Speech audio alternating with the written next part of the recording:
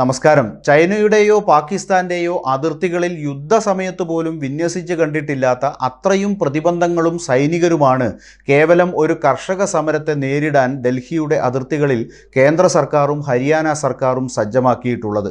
ഹരിയാന, പഞ്ചാബ്, ഉത്തർപ്രദേശ് എന്നിവിടങ്ങളിൽ നിന്നുള്ള കർഷകർ ദേശീയ തലസ്ഥാനമായ ഡൽഹിയിൽ മിനിമം താങ്ങുവില അഥവാ MSPയുടെ നിയമപരമായ ഗ്യാരണ്ടി ആവശ്യപ്പെട്ട് നടത്തുന്ന ദില്ലി ചലോ മാർച്ച് വിവിധ കേന്ദ്രങ്ങളിൽ നിന്ന് വൻ കുതിപ്പ് തുടങ്ങി. നിയമപരമായ MSP ഗ്യാരണ്ടി, കർഷകർക്കും കർഷക തൊഴിലാളികൾക്കും പെൻഷൻ, കാർഷിക കടം എഴുതിത്തള്ളൽ, ലഖിംപൂർ ഖേരി ആക്രമണത്തിന്റെ ഇരകൾക്ക് നീതി എന്നിങ്ങനെ നിരവധി വ്യവസ്ഥകൾ കർഷകർ മുന്നോട്ട് വെച്ചിട്ടുണ്ട്. നൂറുകണക്കിന് ട്രാക്ടറുകളിൽ ആയിരക്കണക്കിന് കർഷകർ സമരാവേശവുമായി തലസ്ഥാനത്തേക്ക് പ്രവേശിക്കുന്നത് തടയാൻ ഡൽഹിയുടെ സിംഗു, തിക്രി, ഘാസിപൂർ അതിർത്തികളിൽ സിമന്റ് ബാരിക്കേഡുകളും ലോഹ ആണികളും കോൺക്രീറ്റ് ബ്ലോക്കുകളും കുറുകയിട്ട കണ്ടെയ്നർ ലോറികളും ഉൾപ്പെടെ തടസ്സങ്ങൾ സ്ഥാപിച്ച് സമരക്കാരെ നേരിടാനാണ് പോലീസ് തയ്യാറെടുക്കുന്നത്. കൂടാതെ ക്രിമിനൽ നടപടിച്ചട്ടത്തിലെ സെക്ഷൻ 144 ഏർപ്പെടുത്തുകയും ഡൽഹിയിൽ അതിർത്തികളിൽ ഏകദേശം 50,000-ലധികം സുരക്ഷാ ഉദ്യോഗസ്ഥരെ വിന്യസിക്കുകയും ചെയ്തിട്ടുണ്ട്. അംബാല, കുരുക്ഷേത്ര, കൈതാൽ, ജിന്ദ്, ഹിസാർ, ഫത്തേഹാബാദ്, സിർസ എന്നീ 7 ജില്ലകളിലെ ഇന്റർനെറ്റ് ബൾക്ക് SMS സേവനങ്ങൾ അനിശ്ചിതമായി നിർത്തിവെച്ചു. ഞങ്ങൾ റോഡുകൾ തടയാൻ നിർദ്ദേശിക്കുന്നില്ല, സർക്കാർ തന്നെയാണ് റോഡുകൾ തടഞ്ഞത് എന്നാണ് ഡൽഹി ചലോ മാർച്ചിനെ കുറിച്ച് കർഷക നേതാവ് സർവാൻ സിംഗ് പന്തർ പറഞ്ഞത്.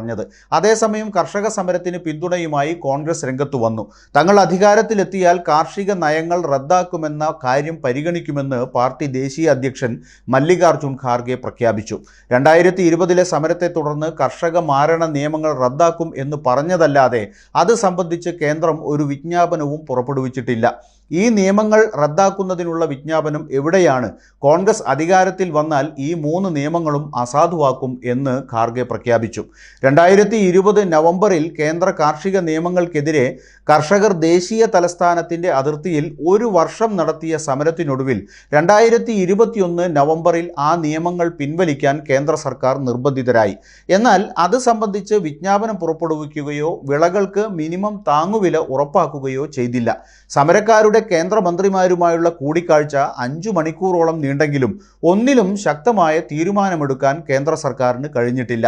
സമരം അവസാനിപ്പിക്കാൻ സമരക്കാരോട് സമയം ചോദിക്കുകയാണ് മന്ത്രിമാർ ചെയ്തത്. കർഷക സമരം അവസാനിച്ച 2 വർഷം മുമ്പും കർഷകരോട് കേന്ദ്ര സർക്കാർ സമയം ചോദിച്ചിരുന്നു. 2 വർഷം സമയം നൽകിയിട്ടും ഒന്നും ചെയ്യാത്തവർക്ക് ഇനിയും സമയം നീട്ടി നൽകുന്നത് അനുയോജ്യമല്ലെന്നാണ് കർഷക സംഘടനകളുടെ നിലപാട്.